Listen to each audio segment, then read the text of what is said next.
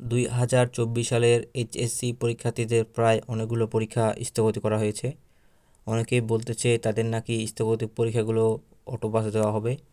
তো বাংলাদেশ শিক্ষা বোর্ড এই বিষয়ে কী বলতেছে আমরা আজকে তোমাদের সেটাই জানাবো।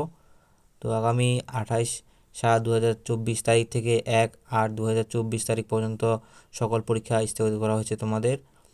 অনেকেই মনে করতেছে যে এই স্থগিত পরীক্ষাগুলো তোমাদের অটোপাস দেওয়া হবে, কিন্তু শিক্ষা বোর্ড কী বলছে সেটা আমরা আজকে তোমাদের দেখাবো। তো আমি তোমাদের প্রথমেই একটি নিউজ দেখাচ্ছি, সেটা হচ্ছে সময় টিভিতে। তারা বলতেছে এইচএসসি স্থগিত পরীক্ষার নতুন সূচিতে, অর্থাৎ তোমাদের যে 8টি স্থগিত পরীক্ষা করা হয়েছে সেগুলো কিন্তু অটোপাস দেওয়া হবে না, সেগুলো তোমাদের যথাসময়ে নেওয়া হবে। অর্থাৎ তোমাদের পরীক্ষা কিন্তু শেষ হওয়ার কথা ছিল 11ই আগস্ট, তোমাদের তথ্য পরীক্ষাগুলো। তো এখন যেহেতু স্থগিত করা হয়েছে, তাই 11ই আগস্টের পরে তোমাদের স্থগিত পরীক্ষাগুলো নেওয়া হবে বলে কমিটিতে সিদ্ধান্ত নেওয়া হয়েছে যে তোমাদের পরীক্ষাগুলো 11ই আগস্টের পর নেওয়া হবে।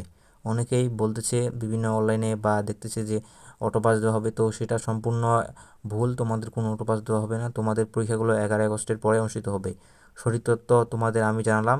তো আমাদের পাশেই থেকো, এভাবে সঠিক তথ্য পাওয়ার জন্য তোমরা আমাদের চ্যানেলটি অবশ্যই সাবস্ক্রাইব করে রাখো।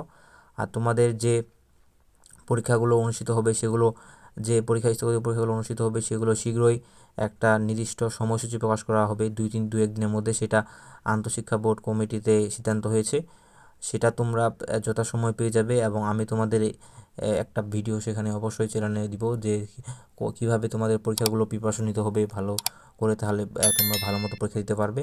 তো আজকের মতো এখানেই, ধন্যবাদ সকলকে।